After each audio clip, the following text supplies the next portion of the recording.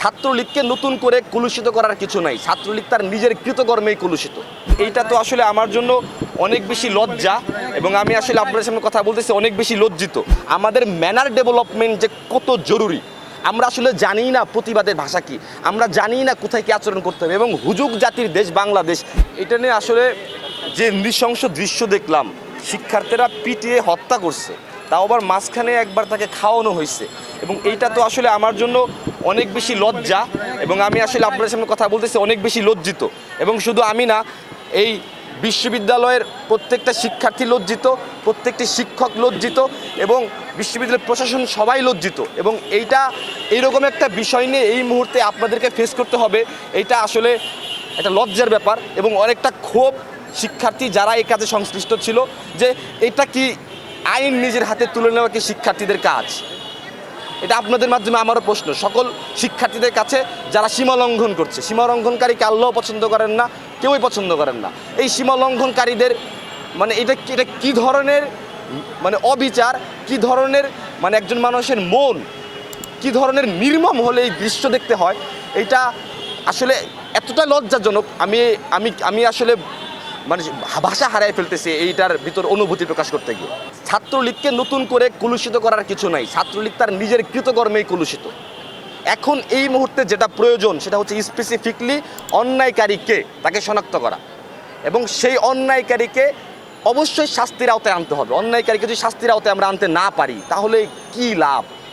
যদি আমরা ন্যায় বিচার প্রতিষ্ঠা করতে না পারি কি লাভ?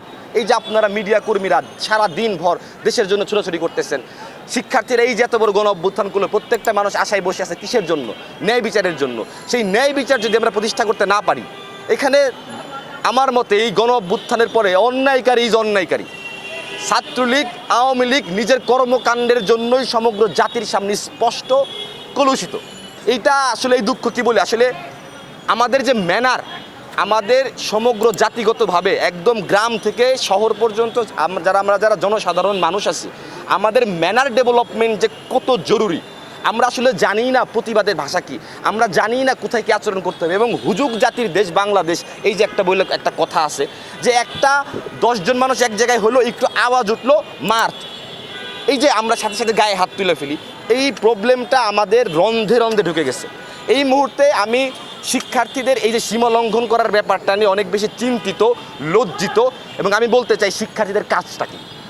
শিক্ষার্থীদের কাজ হচ্ছে গবেষণা করা। এই মুহূর্তে বিশ্ববিদ্যালয়ের প্রত্যেকটা শিক্ষার্থীর কাজ হচ্ছে গবেষণা করা। কি গবেষণা হইতে পারে? বাংলাদেশের প্রত্যেকটা সেক্টর নিয়ে গবেষণা করা, স্বাস্থ্য, শিক্ষা, পরিবেশ, অর্থনীতি, আইন ও শৃঙ্খলা, সামাজিক সুরক্ষা, এই যে প্রত্যেকটা মাইক্রো সেক্টর। এবং আমরা রাজনৈতিক দলগুলোর সংস্কার নিয়েও কথা বলতেছি। রাজনৈতিক দলগুলোর সংস্কার, এই যে রাজনৈতিক আগামীর রাজনীতির ধারা, এই প্রত্যেকটা সেক্টরের মাইক্রো প্রবলেমগুলো নিয়ে গবেষণা করা হচ্ছে শিক্ষার্থীদের কাজ। সেই ইন্টারন্যাশনাল মানের সেই গবেষণাগুলো প্রকাশ করে নীতি নির্ধারকদের কাছে পৌঁছে দেওয়া হচ্ছে শিক্ষার্থীদের কাজ। এই কাজগুলো করলে পরবর্তী সিদ্ধান্ত নিতে সহজ হবে, দেশটা সামনের দিকে আগাবে। এই কাজগুলো না করে আমরা যে আইন নিজেদের হাতে তুলে নিচ্ছি, নিজেদেরকে মনে করতেছি আমরাই ক্ষমতার সব কিছু, এই জায়গায় শিক্ষার্থীদের ভুল হচ্ছে। শিক্ষার্থীদের বুঝতে হবে সীমা লঙ্ঘনের ব্যাপারটি। অবশ্যই গণ অভ্যুত্থানের ব্যাপারে কারো কোনো আপত্তি নাই।